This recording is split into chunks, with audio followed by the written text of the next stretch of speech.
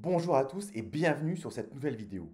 L'insertion professionnelle représente un défi majeur pour le développement économique et social en France.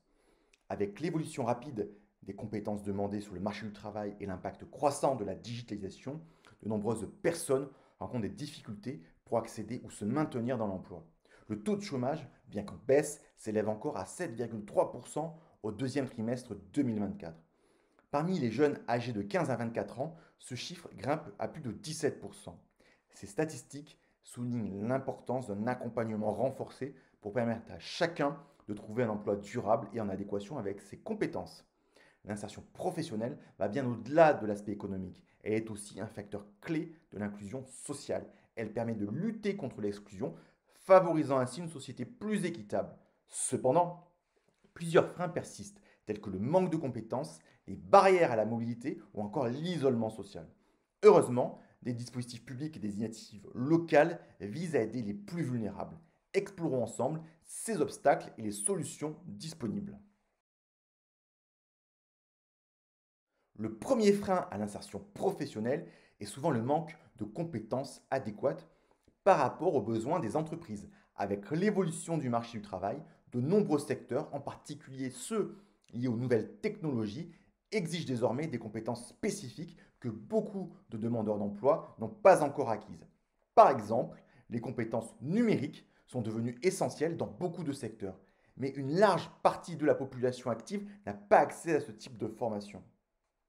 Ensuite, la mobilité géographique est un autre obstacle souvent sous-estimé dans le cadre de l'insertion professionnelle. Les emplois disponibles ne se trouvent pas toujours là où résident les demandeurs d'emploi, en particulier dans les zones rurales ou éloignées des grands centres urbains. Ce décalage géographique entre l'offre et la demande d'emploi crée une barrière importante à l'insertion, surtout pour ceux qui ne peuvent pas se déplacer facilement.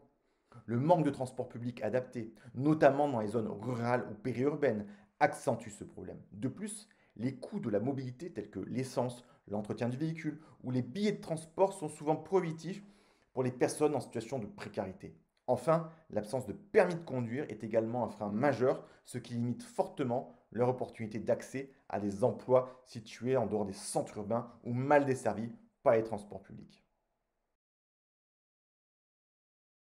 Pour pallier à ces freins, de nombreux dispositifs publics et associatifs sont mis en place.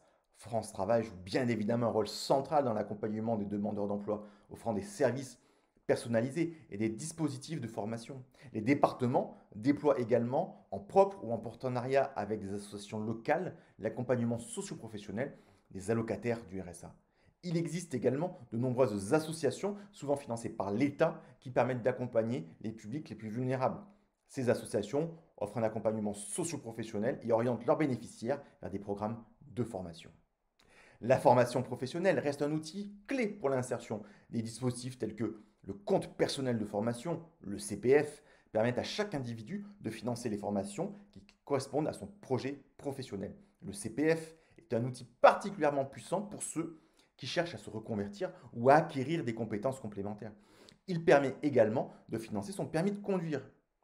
Nous l'avons vu, les jeunes sont particulièrement touchés par le chômage de masse. En réponse à ce problème, les centres de formation des apprentis, les CFA, jouent également un rôle essentiel pour les jeunes dans leur offre de formation en alternance. Ce dispositif combine l'apprentissage théorique en centre de formation et la mise en pratique dans une entreprise, favorisant ainsi une intégration plus rapide dans le monde du travail. L'accompagnement individualisé est un facteur déterminant de réussite dans l'insertion professionnelle. Des structures telles que les missions locales offrent un suivi sur mesure pour les jeunes de 16 à 25 ans en leur apportant un soutien personnalisé tout au long de leur parcours. Ces structures proposent aux jeunes de choisir une formation, de définir un projet professionnel réaliste et de s'intégrer dans le monde du travail. Ces programmes spécifiques sont également mis en place pour les publics vulnérables. Je pense par exemple au dispositif Agir qui est destiné aux réfugiés et qui permet de surmonter les barrières culturelles, linguistiques et administratives. Le métier de conseiller en insertion professionnelle, autrement appelé le CIP, est essentiel dans l'accompagnement des publics en difficulté. Ces professionnels jouent un rôle central en aidant les individus à identifier les freins à leur insertion, à construire un projet professionnel réaliste et à trouver des solutions adaptées.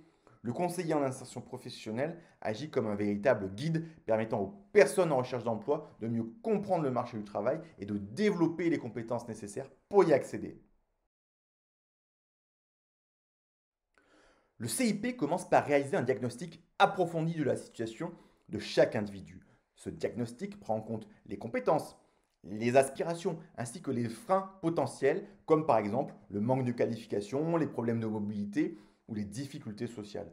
À partir de cette évaluation, le CIP établit un plan d'action personnalisé qui peut inclure des formations, des mises en relation avec des entreprises ou encore des dispositifs de financement pour les formations. Une des missions principales du CIP est d'assurer un accompagnement dans la recherche d'emploi. Cela passe par des ateliers pour aider à la rédaction de CV, à la préparation d'entretiens, ainsi que par l'utilisation des outils numériques tels que LinkedIn pour élargir le réseau social professionnel. Enfin, le CIP veille à suivre régulièrement les personnes qui l'accompagnent pour ajuster les démarches en fonction de l'évolution de leur situation et maintenir une dynamique positive. Ce métier exige de nombreuses compétences, notamment une bonne connaissance du marché du travail et des dispositifs d'accompagnement existants. Le CIP doit faire preuve d'écoute active, d'empathie et être capable de travailler en réseau avec les différents acteurs. Les entreprises, les organismes de formation et bien évidemment les services publics. Sa capacité à adapter ses conseils en fonction des besoins spécifiques de chaque personne est cruciale. Pour améliorer son employabilité, le développement de compétences transversales telles que les soft skills, la communication, l'adaptabilité, le travail en équipe est crucial. Ces compétences, recherchées par les employeurs, peuvent souvent faire la différence dans une candidature, même lorsque les compétences techniques ne sont pas parfaitement adaptées. Aujourd'hui, des plateformes comme France Travail, le portail de l'inclusion ou encore LinkedIn jouent un rôle majeur dans la recherche d'emploi. Elles permettent aux candidats de créer un réseau, de rester informés des tendances du marché et d'accéder à des offres d'emploi non publiées ailleurs.